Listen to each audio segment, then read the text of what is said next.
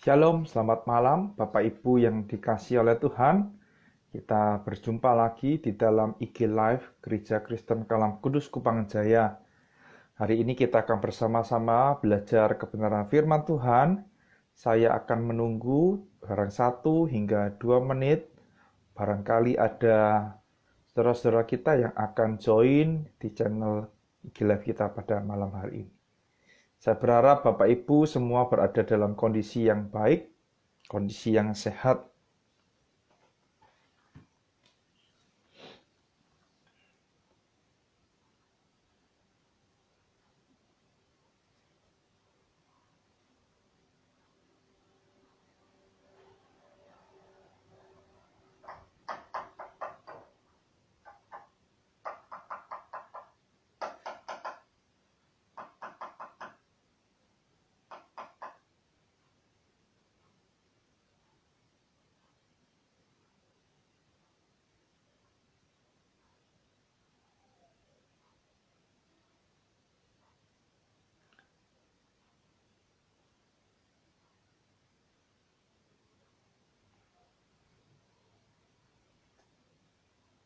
Ya, selamat malam Bapak Eko yang sudah bergabung di IG Live malam hari ini.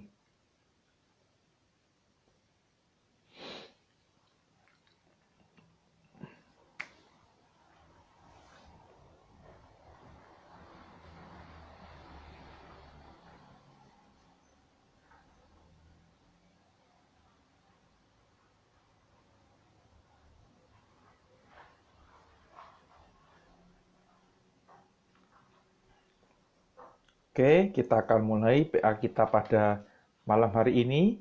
Mari bersama-sama kita bersatu dahulu di dalam doa.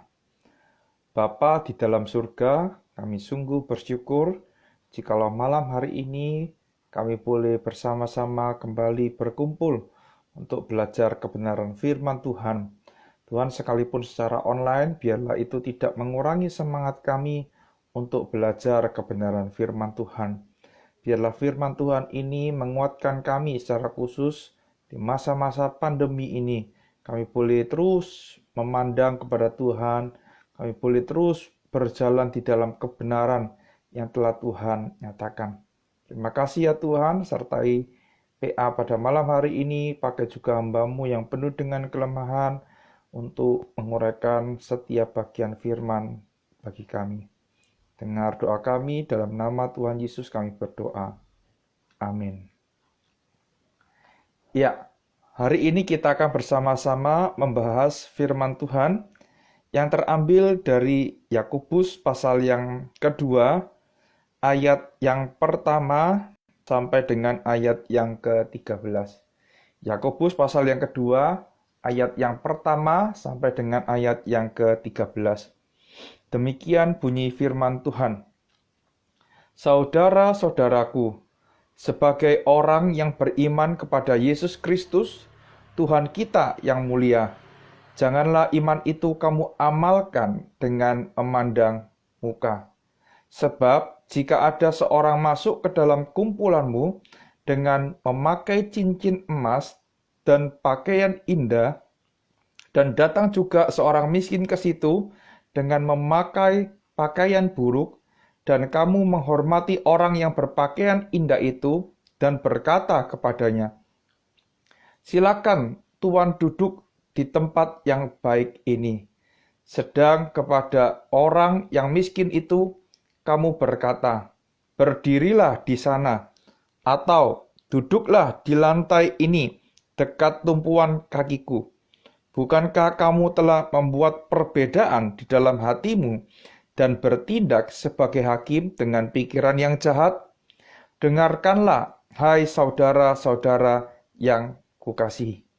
Bukankah Allah memilih orang yang dianggap miskin oleh dunia ini untuk menjadi kaya dalam iman dan menjadi ahli waris kerajaan yang telah dijanjikannya kepada barang siapa yang mengasihi Dia? Tetapi kamu telah menghinakan orang-orang miskin. Bukankah justru orang-orang kaya yang menindas kamu dan yang menyeret kamu ke pengadilan? Bukankah mereka yang menghujat nama yang mulia, yang olehnya kamu menjadi milik Allah? Akan tetapi, jikalau kamu menjalankan hukum utama yang tertulis dalam kitab suci, kasihilah sesamamu manusia seperti dirimu sendiri, kamu berbuat baik. Tetapi jikalau kamu memandang muka, kamu berbuat dosa. Dan oleh hukum itu menjadi nyata bahwa kamu melakukan pelanggaran.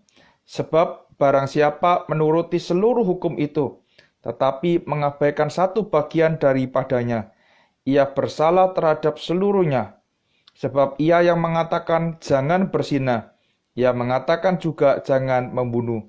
Jadi, jika kamu tidak berzina tetapi membunuh, maka kamu menjadi pelanggar hukum juga. Berkatalah dan berlakulah seperti orang-orang yang akan dihakimi oleh hukum yang memerdekakan orang. Sebab penghakiman yang tak berbelas kasihan akan berlaku atas orang yang tidak berbelas kasihan, tetapi belas kasihan akan menang atas penghakiman. Amin. Sampai demikian jauh pembacaan firman Tuhan. Selamat dan berbahagia bagi setiap kita yang membaca, renungkan, dan juga melakukan firman Tuhan dalam kehidupan kita sehari-hari.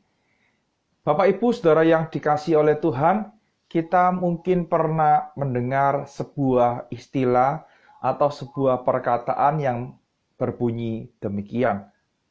Ada uang, abang disayang. Tidak ada uang, abang dibuang.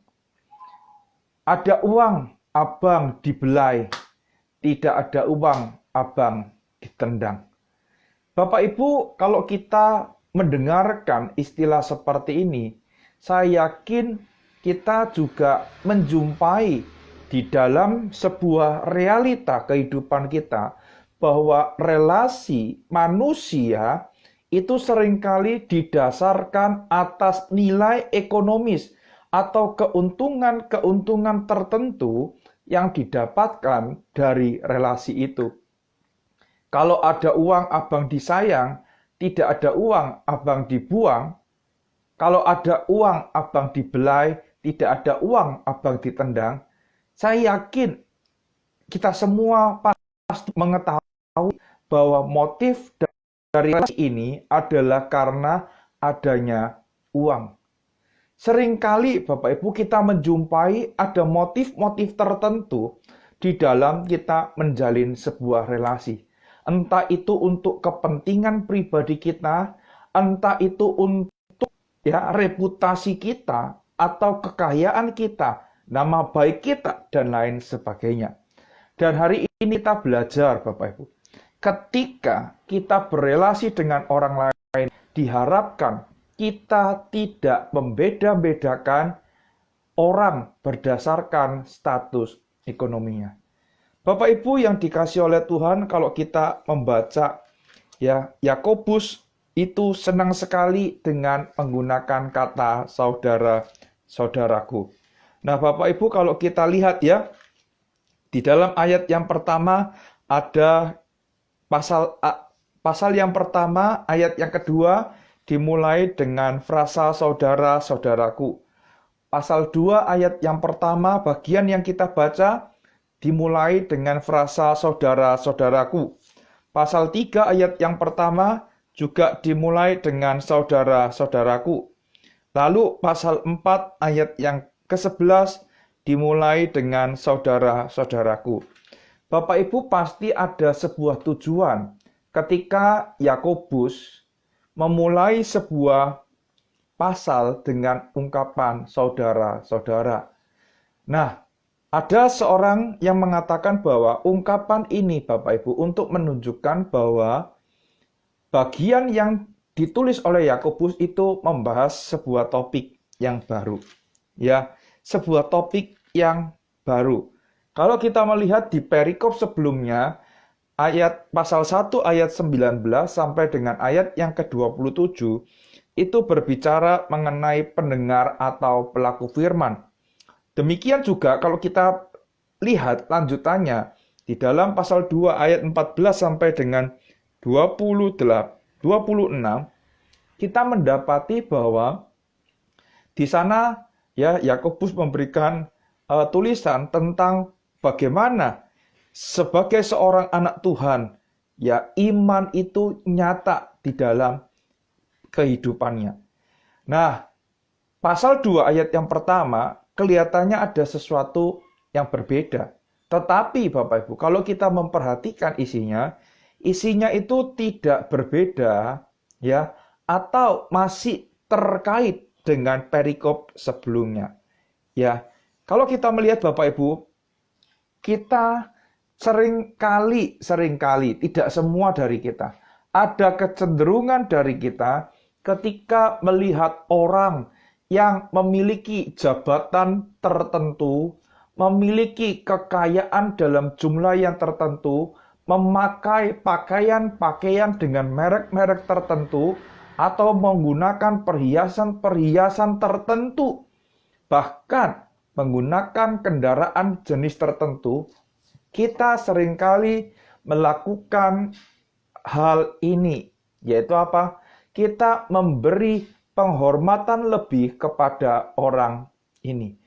Ketika kita memberikan penghormatan lebih, maka akibatnya sekalipun tidak langsung kita nyatakan, kita tidak memperhatikan orang dengan kondisi yang sebaliknya. Misalnya, memiliki pakaian yang lusuh, kumuh, terus kemudian tangannya tidak dipenuhi dengan perhiasan, ia tidak mempunyai banyak uang, gitu ya. Kalau di dalam bagian ini dikatakan apa? Seringkali kita ya melihat, menghormati, menghargai orang-orang yang kaya, tetapi mohon maaf, kepada orang-orang yang biasa-biasa saja, orang-orang yang miskin, ya kita tidak memperhatikannya. Bapak Ibu perhatikan, Yakobus mengatakan demikian. Saudara-saudaraku, sebagai orang yang beriman kepada Yesus Kristus, janganlah iman itu kamu amalkan. Jadi janganlah iman itu dinyatakan dengan cara kita memandang muka. Ya, ini ada kaitannya dengan perikop sesudahnya. Bagaimana kita itu menjadi pelaku firman. Kalau kita cuma mendengar firman saja di perikop yang sebelumnya, maka kita itu dikatakan apa? Kita itu dikatakan apa?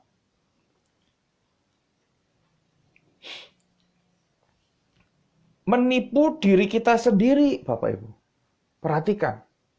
Kalau kita itu cuma mendengar firman, tetapi kita tidak melakukan firman, kita dikatakan apa?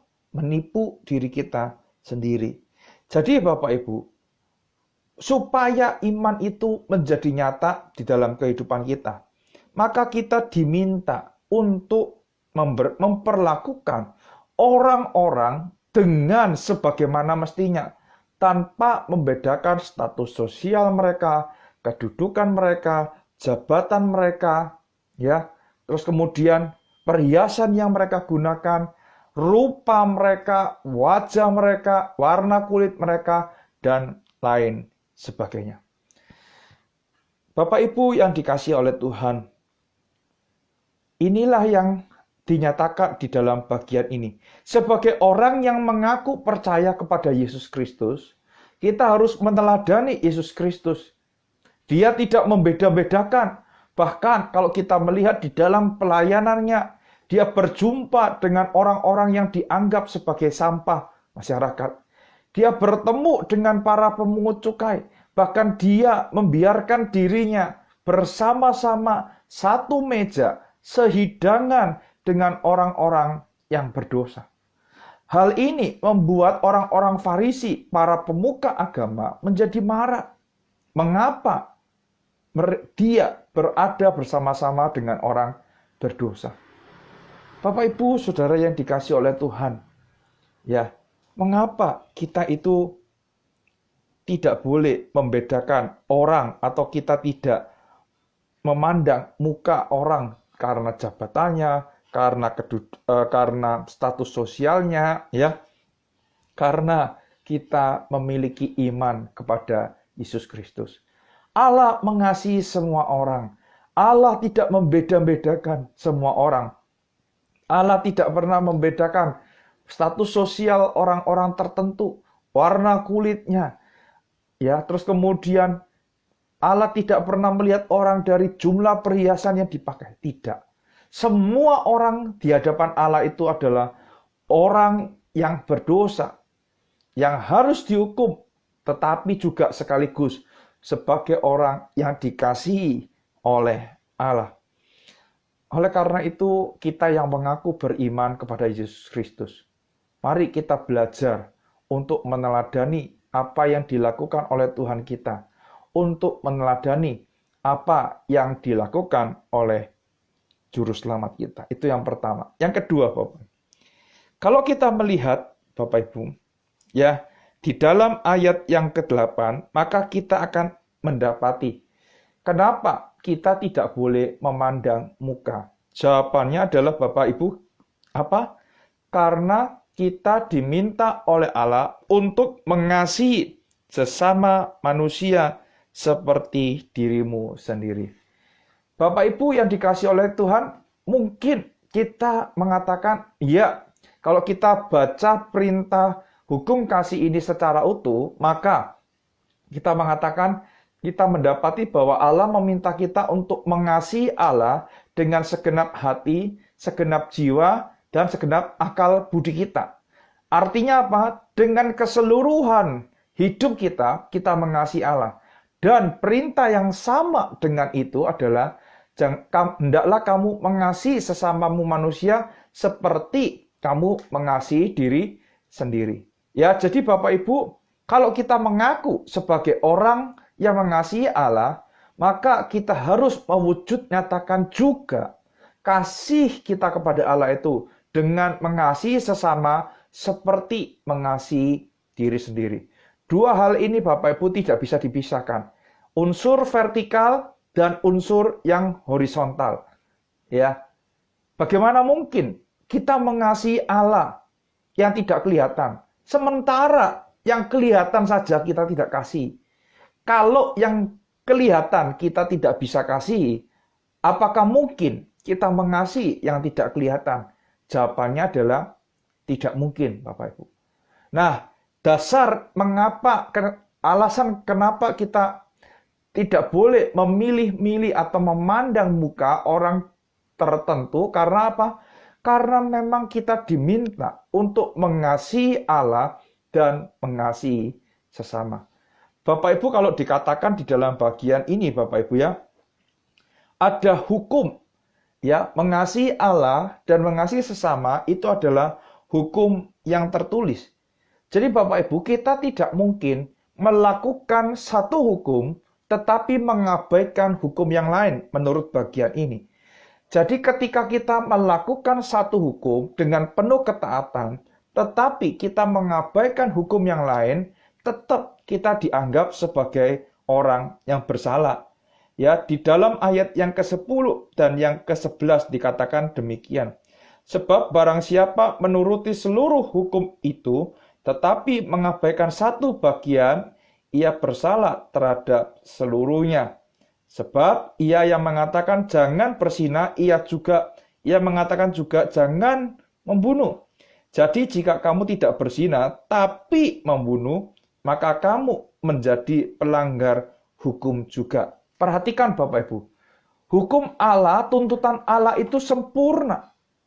Ya, kita tidak bisa mengatakan, oh Tuhan, aku sudah menghormati orang tuaku. Tetapi aku menunjukkan hormatku dengan cara apa? Aku memelihara hidup mereka dengan mencuri. Apakah itu sesuatu yang dibetulkan? Jawabannya adalah tidak. Ketika kita mengamalkan satu hukum, tetapi melanggar hukum yang lain, maka kita tidak sedang dibenarkan karena perbuatan kita itu. Ingat, Allah kita itu adalah Allah yang sempurna. Di dalam kesempurnaannya Dia mengetahui kelemahan kita.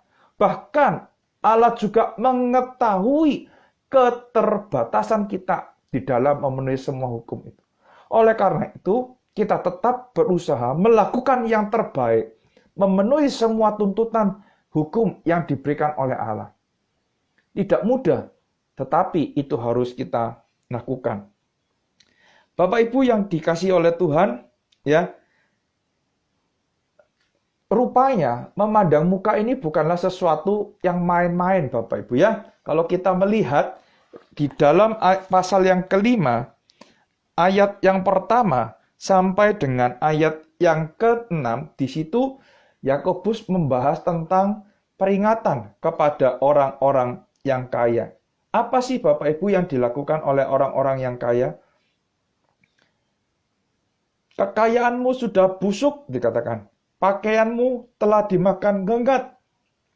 Emas dan perakmu sudah berkarat, dan karatnya akan menjadi kesaksian terhadap kamu, dan akan memakan dagingmu seperti api. Kamu telah mengumpulkan harta pada hari-hari yang sedang berakhir.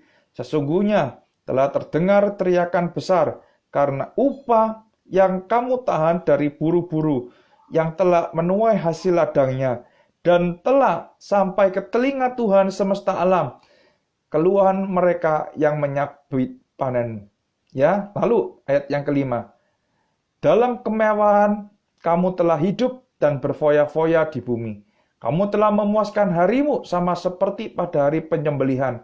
Kamu telah menghukum, bahkan membunuh orang yang benar, dan ia tidak dapat melawan kamu. Bapak Ibu, inilah yang dilakukan oleh orang-orang yang berpakaian indah, memakai cincin, ya, yang datang kepada kita. Yang seringkali kita itu memberikan tempat-tempat istimewa, penghormatan-penghormatan yang lebih. Bapak Ibu, saya tidak mengatakan bahwa kita tidak boleh menghormati orang, Bapak Ibu, bukan. Tetapi yang menjadi sorotan dari Yakobus adalah begini. Ketika kita memperlakukan seseorang dengan derajat tertentu, dengan kedudukan tertentu, dengan kekayaan tertentu lebih, ya, kita tidak boleh melupakan. Kita tidak boleh melupakan apa? Melupakan dengan meremehkan orang yang tidak mempunyai kedudukan, kekayaan, jabatan, status sosial seperti orang yang kita hormati. Kalau memang kita harus menghormati orang yang dengan status itu baik, tetapi juga kita harus menghormati orang yang miskin. Ingat, hukum, ya, ketika kita mengatakan kita melakukan hukum yang satu, tetapi melanggar hukum yang lain, maka kita juga sedang bersalah terhadap hukum itu. Akibatnya apa, Bapak Ibu? Akibatnya akan ada penghakiman. Ya, jadi Bapak Ibu, kita tidak boleh mengabaikan. Kita tidak boleh melakukan satu hukum terus kemudian mengabaikan hukum yang lain. Demikian juga Bapak Ibu di dalam kehidupan kita bergereja. Ya. Sebagai seorang pelayan Tuhan, sebagai seorang hamba Tuhan, sebagai seorang majelis, sebagai seorang aktivis, bahkan kita semua jemaat Gereja Kristen Kalam Kudus Kupang Jaya. Ketika kita berada di dalam lingkungan gereja, gereja ini adalah rumah kita yang kedua. Jemaat-jemaat yang ada ini adalah keluarga kita. Jangan kita memandang mereka dengan remeh. Orang-orang yang tidak punya uang, orang-orang yang persembahannya mungkin ya sedikit, orang-orang yang seringkali datang ke gereja dengan pakaian yang tidak rapi, orang-orang yang mempunyai penampilan yang tidak baik, orang-orang yang pekerjaannya kurang dipandang. Jangan lakukan ini. Kita semua ini adalah keluarga. Saya yakin Bapak Ibu, kalau kita memandang sesama anggota jemaat gereja kita sebagai anggota keluarga, maka kita tidak akan pernah meremehkan orang satu dengan yang lainnya. Kita akan bergaul dengan semua kalangan masyarakat.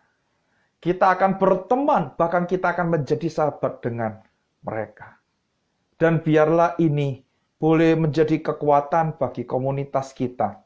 Biarlah ini boleh menolong kita memasuki masa-masa pandemi ini. Kita boleh didukung oleh satu jemaat, dua jemaat, tiga jemaat, bahkan semua jemaat saling mendukung satu dengan yang lain. Kalau kita memandang muka, maka jemaat itu toh. Oke, gitu aja ya. Kalau ada masalah, kita mungkin pura-pura tidak tahu. Nah, hal itu yang harus kita hindari. Ingat, kita ini satu tubuh. Kita ini telah ditebus oleh pengorbanan Kristus yang mahal. Tidak ada bagi kita yang dapat merendahkan atau meremehkan sesama kita. Amin, Bapak Ibu. Kiranya Tuhan memberkati setiap kita. Amin.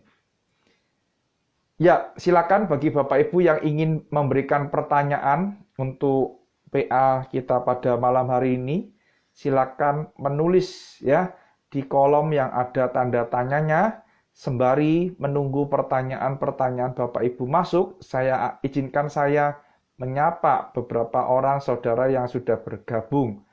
Ya, ada akun Denny_FX, ada juga Ibu Sulastri, selamat malam. Ada juga pemilik akun properti Surabaya _murah, ya. Ada juga Lausu VV yang sudah bergabung, ada juga Ibu IV yang bergabung. Ada juga Muse Monica Liang yang malam ini juga bergabung. Selamat malam, Muse. Silakan Bapak Ibu ada yang mungkin mau bertanya, saya akan menunggu pertanyaan dari Bapak Ibu. Jikalau tidak ada pertanyaan yang masuk, kita akan mengakhiri PA kita pada malam hari ini dan kita akan bersama-sama berjumpa kembali di dalam PA IG Live di minggu yang akan datang.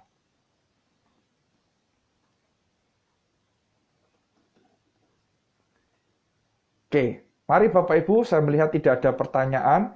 Kita akan bersama-sama bersatu di dalam doa. Jikalau setelah berdoa masih ada pertanyaan, maka saya akan tetap menjawab pertanyaan yang diajukan. Mari kita berdoa. Bapa di dalam surga, kami bersyukur dan berterima kasih jikalau hari ini kami boleh sekali lagi belajar dan diingatkan bahwa sebagai anak-anak Tuhan kami diminta untuk tidak memandang muka. Artinya kami tidak meremehkan orang dari golongan-golongan tertentu. Tetapi kami tetap memperlakukan orang dari golongan yang menengah, golongan atas, golongan bawah dengan sama seperti Tuhan juga memperlakukan mereka. Terima kasih ya Tuhan, tolong kami yang lemah ini supaya kami tidak jatuh kepada sebuah ekstrim yang menghormati orang dengan golongan-golongan tertentu dan meremehkan atau merendahkan orang dari golongan yang lain. Terima kasih untuk kesempatan pada malam hari ini. Kami serahkan untuk firman yang telah kami pelajari bersama, biarlah boleh kami terapkan di dalam kehidupan kami berjemaat, kehidupan keluarga kami, supaya melalui komunitas kami boleh merasakan kehadiran Allah di dalamnya. Terima kasih ya Tuhan, dengar doa kami, di dalam nama Tuhan Yesus kami berdoa. Amin. Selamat malam Bapak Ibu, sampai berjumpa lagi di minggu yang akan datang. Tuhan Yesus memberkati.